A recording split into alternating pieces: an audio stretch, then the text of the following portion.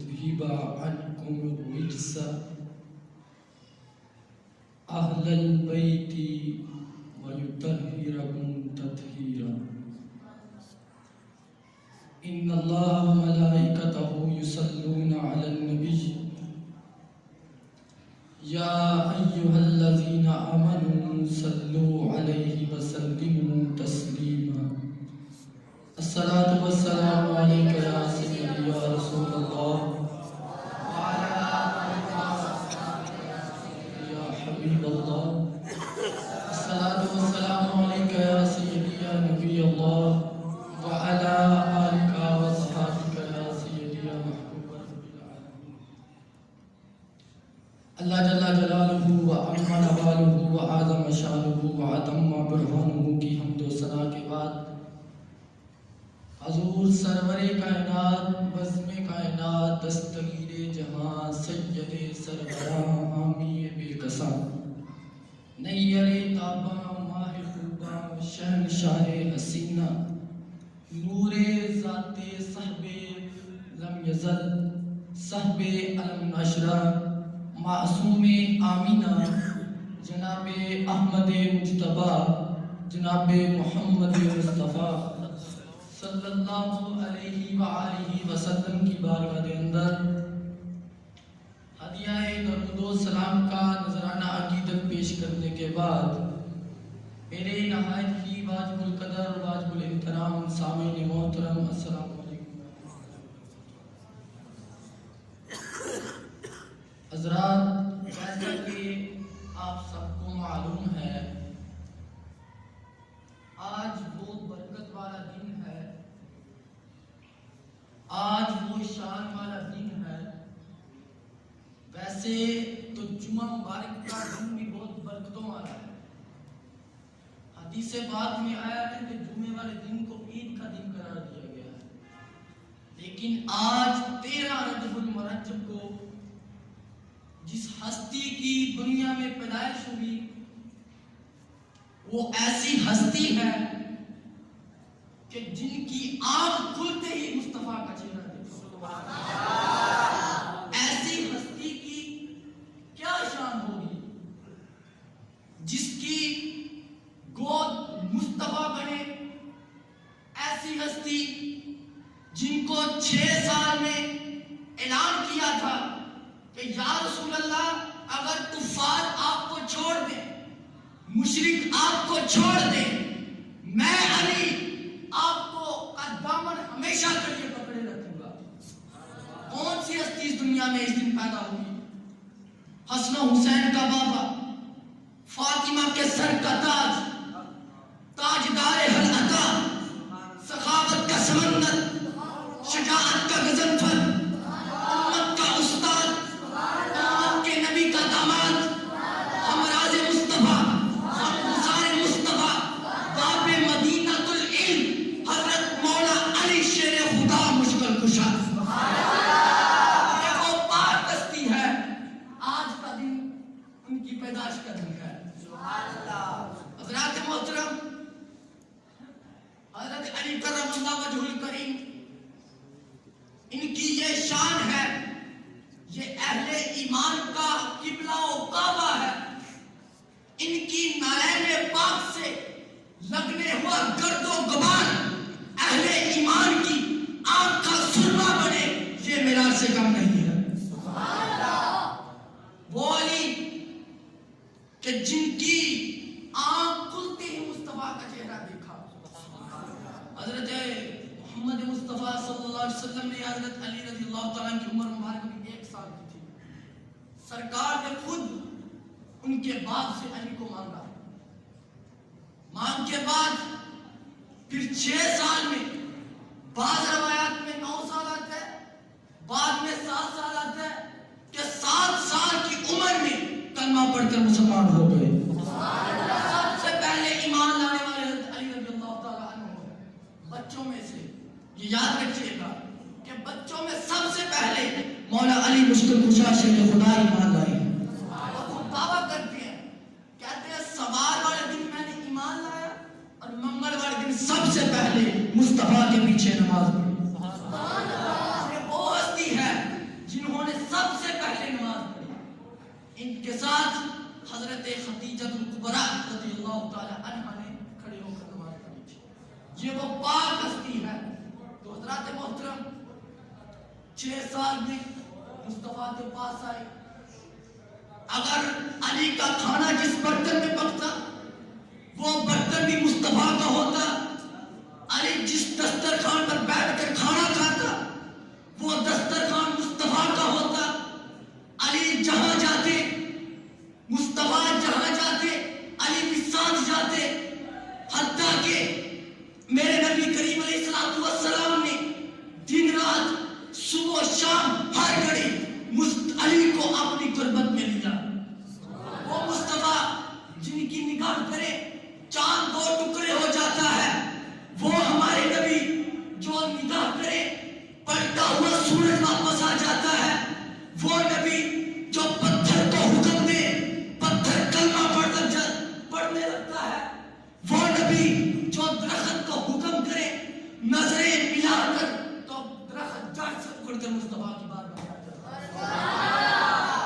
تو ذرا اندازہ لگا لیجئے جن پر مصطفیٰ نے دن رات اپنی نگاہ کی ہو تو کن کن قسمتوں سے حضرت علی کو مصطفیٰ نے نوازا ہوگا.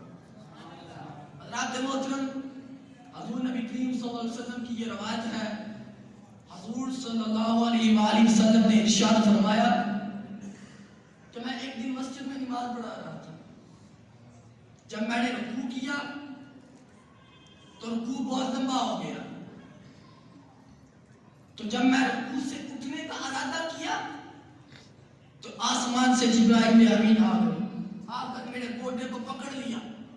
کہا کہ ابھی رکوع سے سر کو نہیں اٹھانا. کہا وجہ کیا ہے؟ فرمایا حضرت علی رضی اللہ تعالی عنہ ابھی نماز میں شامل نہیں ہوئے. میں قربان جاؤں حضرت علی رضی اللہ تعالی عنہ ابھی نماز میں شامل نہیں ہوئے. آسمان سے جبرائیل آتی ہے مصطفیٰ کا گوڈا پکڑ لیتی ہے.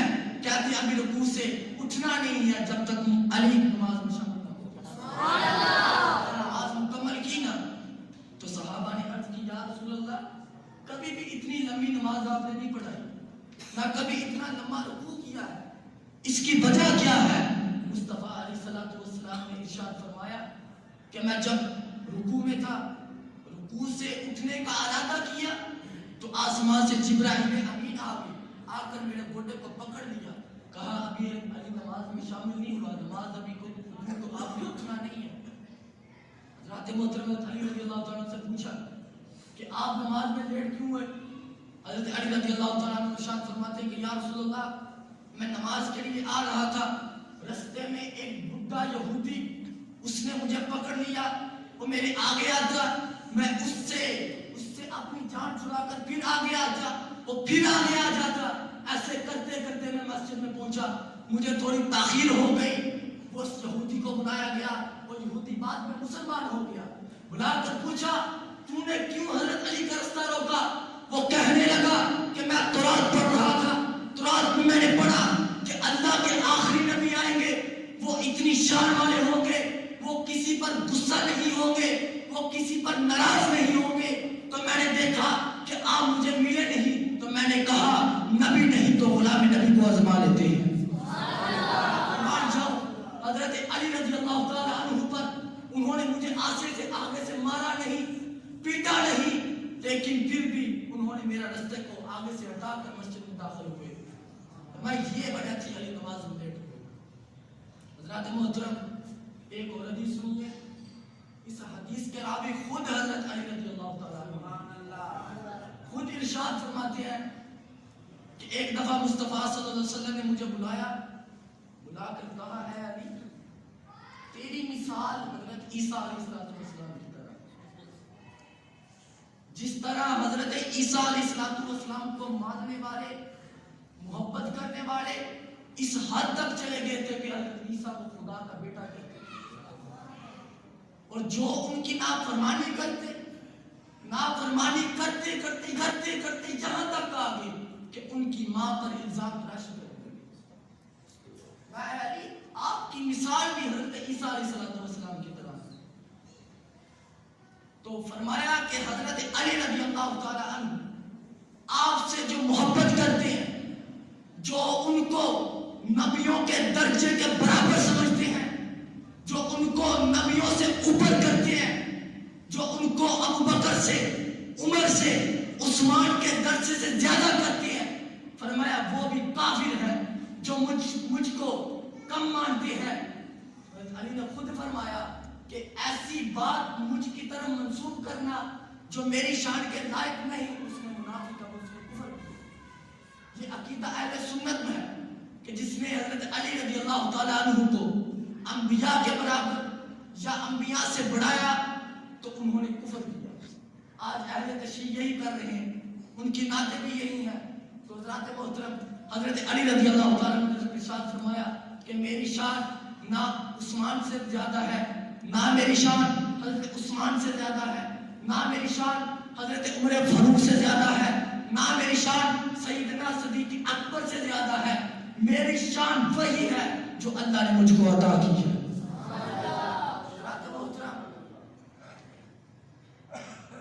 مسند فردوس میں یہ حدیث موجود ہے۔ اس حدیث کی راویہ حضرت عائشہ صدیقہ بنت صدیق، محبوبہ محبوب رب العالمین،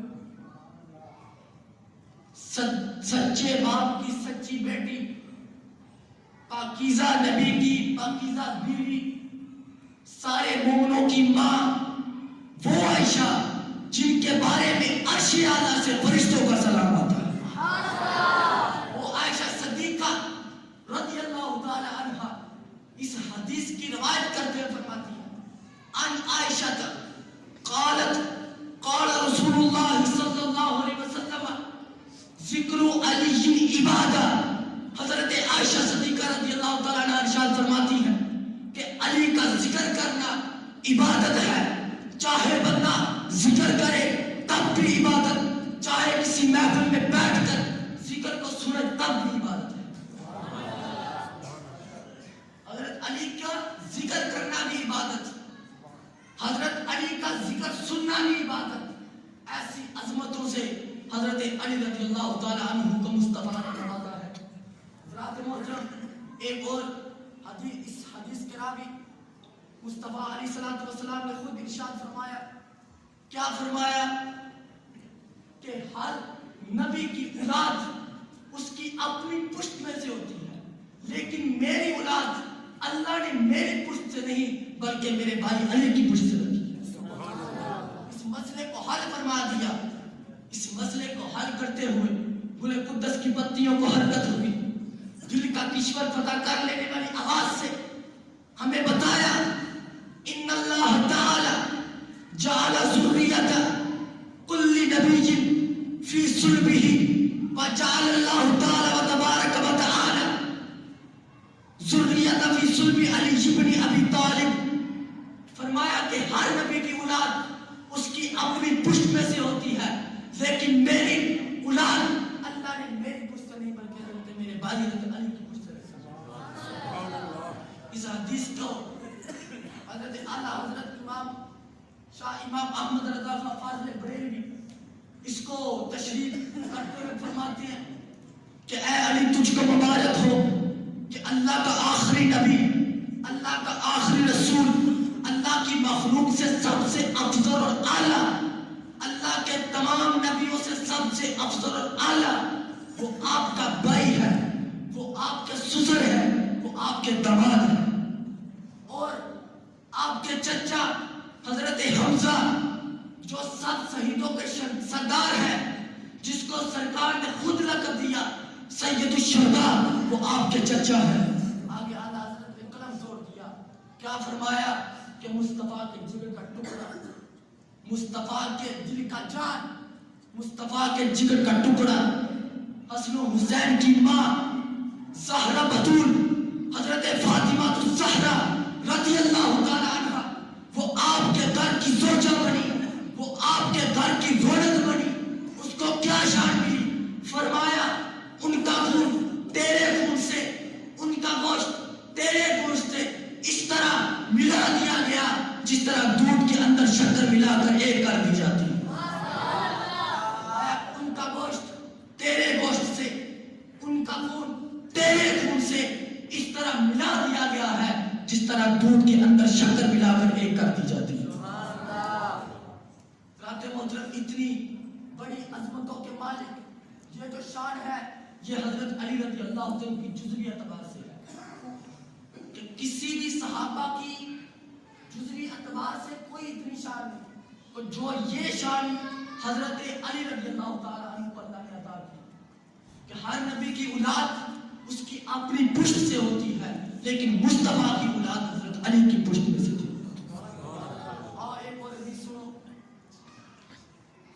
حضرت محمد مصطفیٰ صلی اللہ علیہ وسلم نے ارشاد فرمایا کہ الناس من شجرۃ شتیٰ وإلا وعلی کشجرۃ واحد، فرمایا کہ تمام لوگ ایک درخت کا مختلف درختوں کے پھل ہوتے ہیں، ان کا نسب اور ہوتا ہے، ان کا خاندان اور ہوتا ہے، ان کا نسب اور ہوتا ہے، ان کا معاملہ اور ہوتا ہے، لیکن سنو میں اور علی ایک ہی درخت کے دو پھل ہیں، ہمارا نسب بھی ایک، ہمارا معاملہ بھی ایک، ہمارا خاندان بھی ایک، ہماری اثر بھی ایک، ہمارا نور بھی ایک، جہاں مصطفیٰ وہاں علی، جہاں علی وہاں مصطفیٰ، جہاں قرآن وہاں علی، جہاں علی وہاں قرآن۔